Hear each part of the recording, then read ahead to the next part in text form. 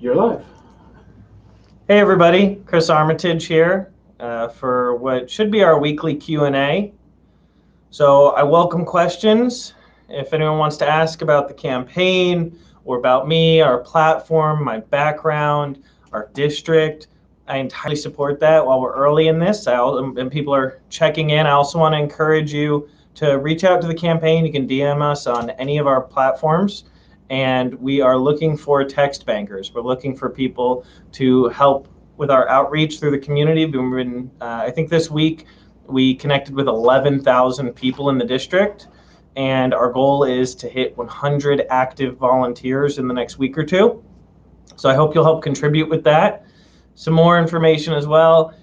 We have raised $56,000, and so we're excited to get that information out there and continue to push like we are with this people-powered campaign, because it's what we're all about.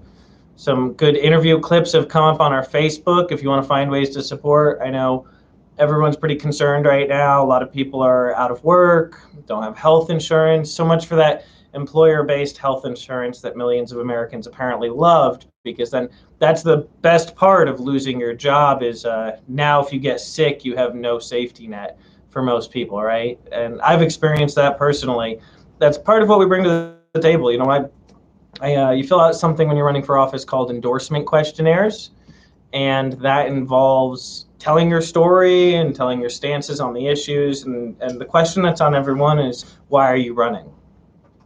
I'm running for office not because it's something that I've planned on doing my whole life. I'm running for office because, one, I really believe that if this country is going to move forward, we need to have representatives at the federal level who represent parts of society like nurses, teachers, first responders, working class folks. It shouldn't just be people who were born very wealthy and went to Ivy League schools. It should be people who are truly representative of our community.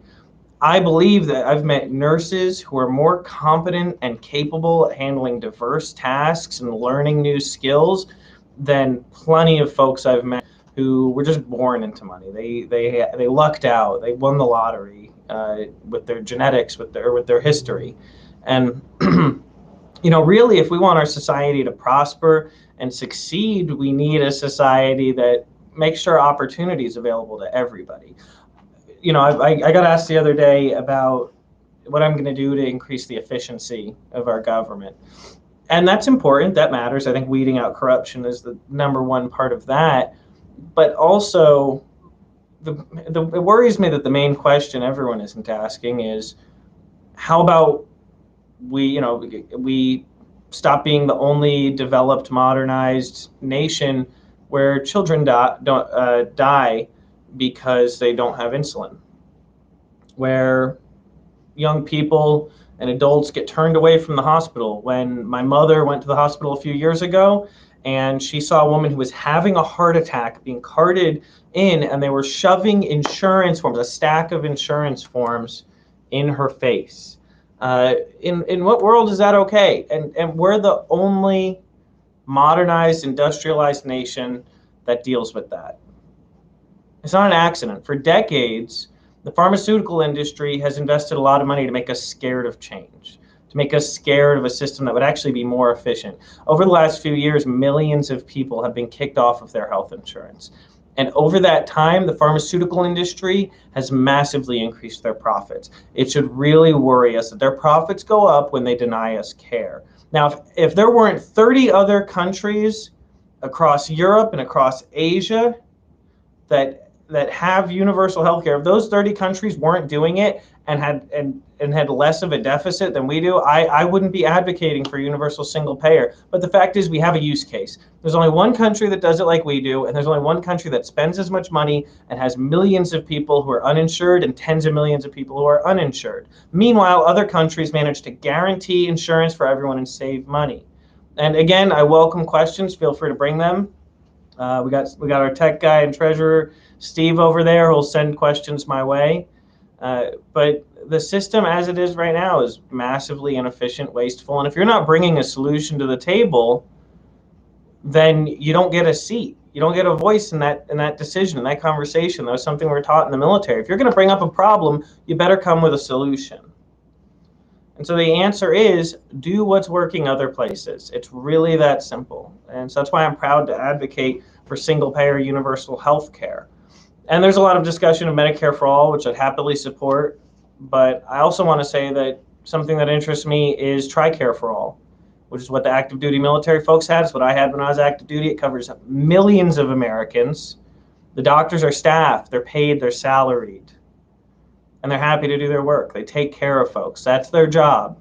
Their job isn't to have as many people come through the office as possible so they can bill things, fill out long bureaucratic forms, to send off to some pencil pusher and have that person look at an Excel spreadsheet and disagree with the subject matter expert, the doctor, and that bureaucratic pencil pusher at the insurance company then has to say, we don't think it's necessary, even though you think it's necessary.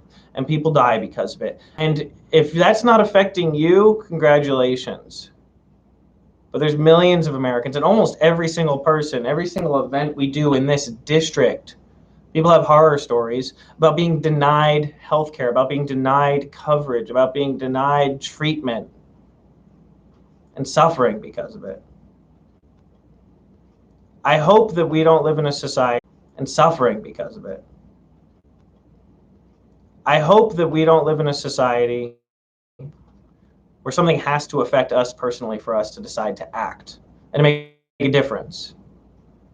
I want us to be a proud nation. I want us to be a nation that leads the world. And how do we lead the world? The metrics that I care about are making sure that we're a nation where we don't have impoverished children. We don't have homeless children. That's what taking care of families looks like.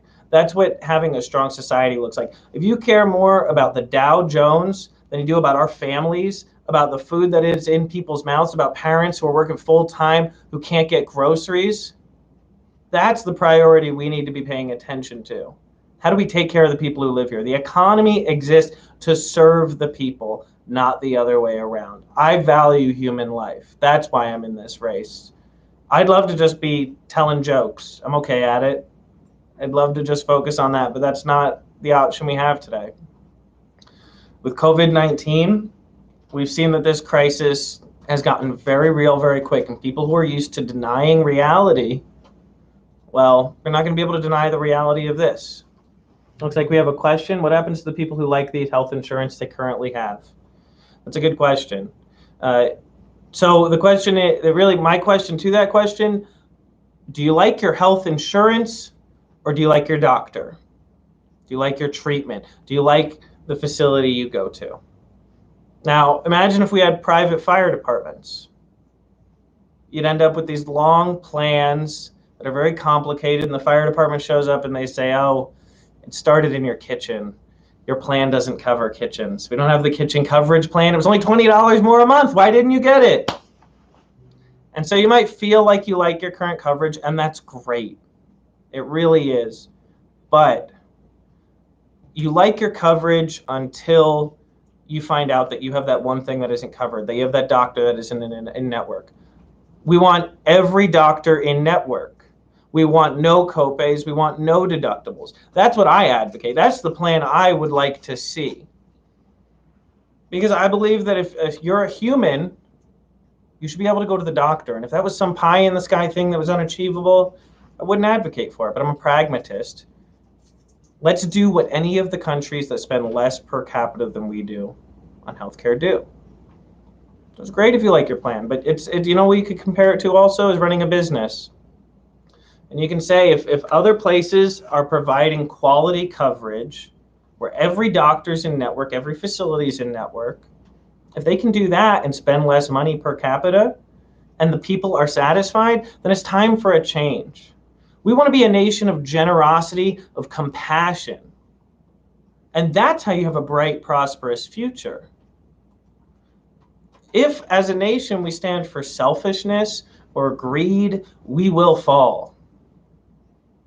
And for a long time in this country, the working class, the 99%, the majority of Americans have been carrying much more than our fair share. Because someone asked me earlier too, they asked, what about the congressional process?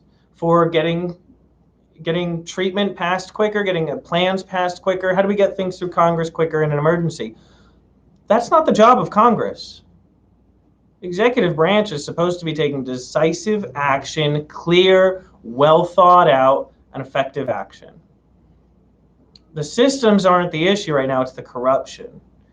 And if I'm one thing, I hope to be an anti-corruption candidate and an anti-corruption representative. I want people to be able to have faith in the integrity of the people who represent them. And that's how we're going to be able to solve a lot of these issues. I hope that more people will decide to step up and care about people they've never met or they don't know. Because we are the group. This us versus them mentality should not exist within our own borders, among our own people. We are the us, all of America, and hopefully all of the world. But instead, we've ended up this nation divided. I've knocked on the doors of socialists, and I've knocked on the doors of Trump supporters and libertarians. I've knocked on quite a few doors. I've had a lot of conversations. And the one thing I've found that when I say it, folks agree. And I've even had people shouting profanity at me, and then when we can get the situation to calm down, I say, aren't you tired of the toxicity in our political process? Aren't you tired of being told we have to hate people who disagree with us or having them hate us because we disagree? I want this country to be run kind of like an automotive shop.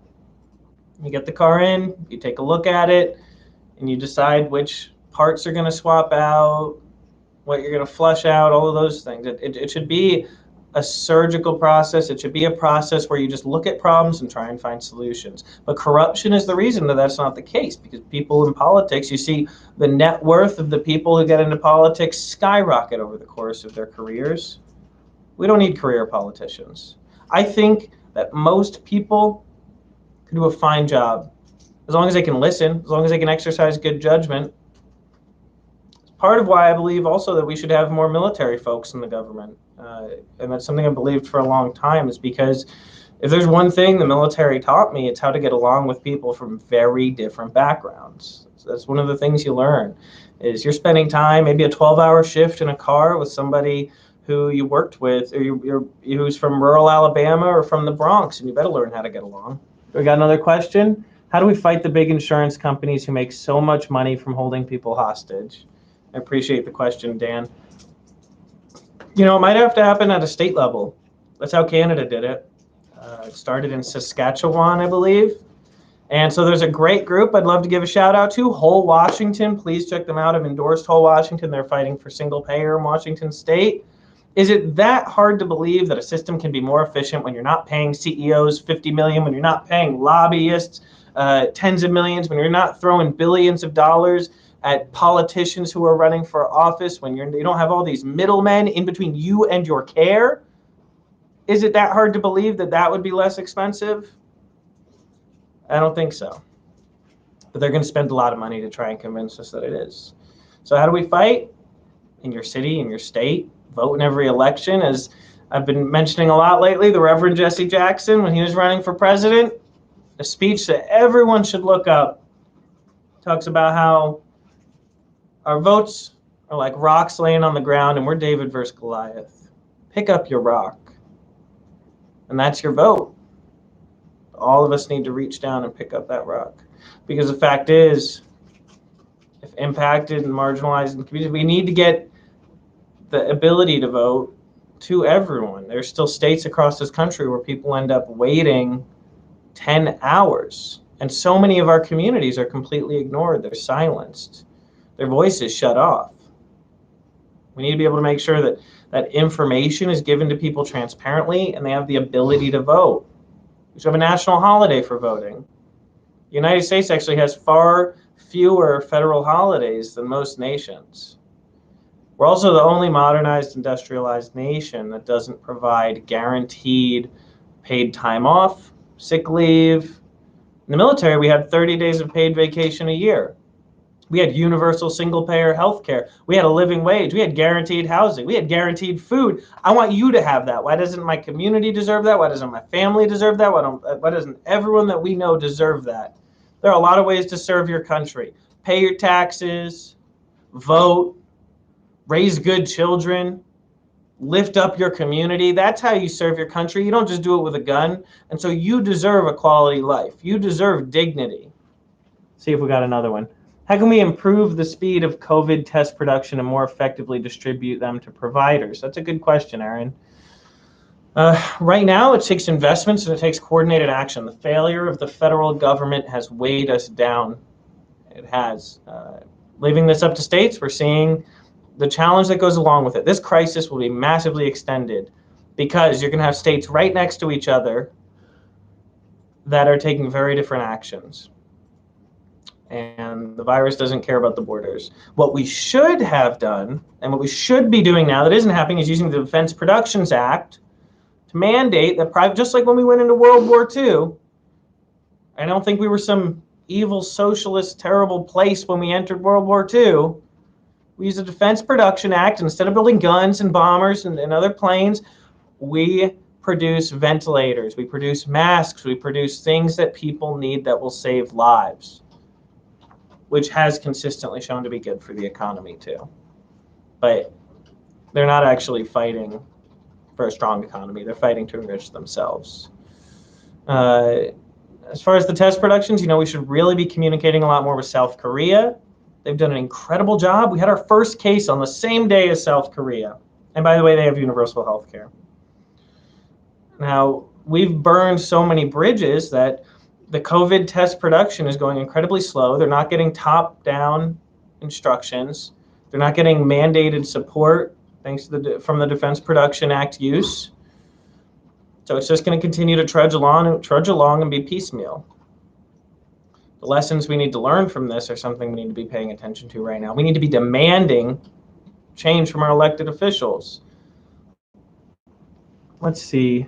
So hopefully that answers that question, Aaron. I welcome more questions, and I appreciate people's time very much. We're going to keep fighting this fight. It's been interesting looking at the success of other movements out there. Look at, say, the NRA. There's only a few million members of the NRA, but a lot of politicians are terrified of being on the NRA's bad side. We need to, in my view, as a block of voters, say the only way you earn my vote is with healthcare. I mean, that's the thing. The power of just saying no. This is a binary issue here. Are you going to guarantee that no more children die because they don't have healthcare? Because as a country, we have already agreed that because the situation you're born into shouldn't stop you from being a productive member of society. Because it benefits all of us. It's not even just for your heart. It's not out of compassion. It's the fact that we don't want to have the next Einstein die because their family has to ration insulin so that they can get groceries. Childhood poverty, adult poverty is an epidemic in this country. It has been, and that's why they've done everything they can, the establishment, not to study it, not to actually measure it. Very common tactic of authoritarian regimes as well is to avoid measuring and studying things that aren't going to make you look good. We need to look at our problems. We need to look right at them. And we need to own them, and we need to decide that we're going to be better. As an individual, as a nation, this needs to be our mentality. We can't live in delusion. We have flaws. We have challenges. But I'm going to fight, and I know so many other amazing people who are going to fight with every ounce of our being for as long as we can to make sure that this is a place with justice, with equity, with responsibility, and with real freedom. What kind of freedom does someone have if they're born impoverished, without the resources to be able to build a life? That doesn't sound like freedom to me. It sounds like subjugation right from the start. Freedom means that you need to have the resources available. Economic mobility, career progression, I want an America where if you're working 40 hours a week doing anything, you can have a roof over your head, you can have good food, you could raise a family on that single income. Because that America's existed before, so don't anybody try and tell me that that's pie in the sky. What time are we at? 19 minutes in? We'll go for 10 more. If anyone else has any other questions, I'm pretty good at just ranting. That's part of my job now. Well, so let's see. What are some other good topics? The healthcare crisis. I mean, that's the one we need to fight. We need to be a consistent force that says, just like a lot of folks say, are you going to take my gun? No, I'm not going to take your gun. Now, can we talk about your healthcare? That's what I say to folks. We need to let it be known. If you want our vote, you better have a clear plan. We're not going to let tens of thousands of people die needlessly anymore. And now it's going to be far more than that because we don't have a resilient healthcare system. Far too many people can't go to the doctor. They're avoiding it because they don't know what's wrong with them and they're not ready to get hit with a $10,000 bill. And that's always the possibility, even if you're insured. They're expecting premiums to go up massively after this. If you're going to be a single issue voter, I'd say that or ending forever war. That's the other one for me. I don't want to give my vote to people who are going to send us to war. And for what? You know, as we've invested trillions of dollars into our military, forgotten about the invisible threats, cut the protections that actually keep us safe in other ways. We get another one? Yeah, sorry. No worries. I closed the tab. Looks like we got, okay. Who would own and manage hospitals? Well, there's a few different options to go in that route, similar to the National Institute of Health in England and how they run that. I'm really interested in, like I said, TRICARE for All, an expansion of how active duty military does it. We have a system in this country that covers millions of people in a single payer universal care way. And so I'd be interested in replicating what the military is doing effectively with that, because that was the reality of it. I went in there and they just cared about making sure I was fit to fight. I want to make sure you're fit to live your life. Mental care, gerontology. And so having that same process, similar to the DOD that it runs with TRICARE, that's what I want. You know, a national institute or national agency that handles health and wellness. And right now, as you know, the system exists, we're gonna have to build it. But we have the opportunity here. One of the benefits of being late to the game, we're not the first country to try and have universal single-payer healthcare. We got 30 other countries that are spending a lot less money and having better health outcomes. We can look at what they're doing. We can create that together, and that's how we make that change. It needs to be a conversation. We need a scientifically literate population. One of the things that Washington State's done recently that I love, and that they should let everybody in the state know very directly. They need to brag about this. We have civics classes mandated in Washington State now. We need an engaged, scientifically literate population. And so that's the process. Like I said, just replicate the DOD process and create a national health agency in that same way. And the doctors are staff, they're salaried. They don't have to fill out all this paperwork. They can just say, hey, go up to the 3rd floor and get an x-ray, just in case. And surprise, surprise, you end up saving money when you do that. Because penny wise and pound foolish to run our current system, but it's more profitable.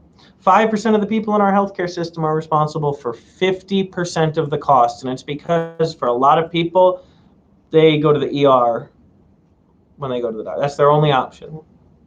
Only way they're able to get any treatment. They got to hold off until they are ready to collapse. There's over 22 different studies now that are showing that Medicare for all would be cheaper. But again, I have issues with Medicare, and I believe the Sanders-Jayapal plan does address those. We create this together, though, but we need universal single-payer healthcare. Let's work out the details. What we're doing right now cannot continue. It just can't. It's cruel, and it's indefensible. But they're going to spend a lot of money bribing politicians and trying to convince the public otherwise. Let's see. All right. Last minute or two. Time for one more answer. Well, if we don't get another question in the minute or two, we'll sign off. But again, we need text bankers. Contact us, DM any of our pages, and we will get you signed up. We reached 11,000 people in the last week. We raised 45,000 last quarter. I think 55,000 for the whole campaign. And mutual aid resources. You need something, you have something you want to make sure gets to people. Feel free to send that our way. And if you need anything, reach out to the page in general. I'm easy to get a hold of. We got one more? No. All right.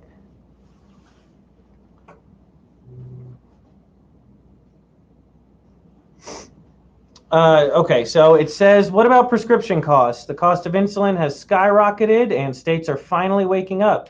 Drug companies say that they need the money to do research. Most of the research is done on our dime in universities and government-funded research labs.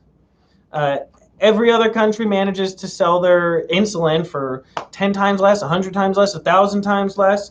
And part of the benefit, by the way, of having a national universal health care plan, negotiating power. The federal government, instead of having 10,000 different insurance companies negotiating the prices, you have one.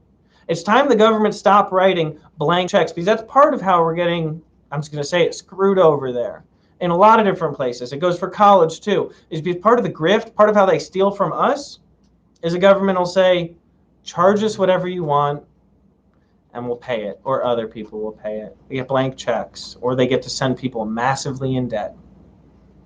We can look at how much it costs to produce. Our taxpayer dollars are already paying for that research. They're lying to us. We got to grab our rocks. We got to be ready to use our votes. So if everyone else does it for less, everyone else does it with better results, we can do it. We got another one? The COVID plan. Let me go over that real quick. I don't see the one in there. No, it's just sorry, I was seeing the link in the text box. I don't see it. No, for them, for the public. Oh, okay. So we also have our COVID-19 response and management plan, and available below the video. And so I'll encourage you to check that out. My background is in emergency preparedness and response. And as we see politicians scurrying away to hide from the public during this crisis and not leading, not communicating, we've decided to release a plan. And that's how we should be handling something like this. A pandemic shouldn't be a partisan issue. Response shouldn't be a partisan issue. And the thought that I'll leave you with, and I hope you'll check out that COVID-19 plan, is that if the response had been handled properly, not a lot of people would have been hurt. That's a fact. But then it would have been really easy for conspiracy theorists and hoaxers to just say, oh, it was all garbage, it was all a lie. And they would have continued to push forward with that. We're getting smacked with reality right now, and it's going to hurt a lot of innocent people. But when you deny reality for too long, it's an existential threat. And that's what our nation faces right now, is we have a quarter of the confirmed cases in the world right here. As other countries flatten the curve, and we still have governors who are saying that they don't know how COVID spreads. We need leaders. So I hope that you'll be leaders too, in our communities, all of that. Because a representative doesn't report to the president. That's not their chain of command. Every elected official works for you. They report to you, that's your seat. Those are your seats. They don't belong to anyone else. They belong to the public. So, with that, I'll sign off. Again, Christopher Armitage here, running for the U.S. House of Representatives in Washington's 5th Congressional District. Thanks again and take care.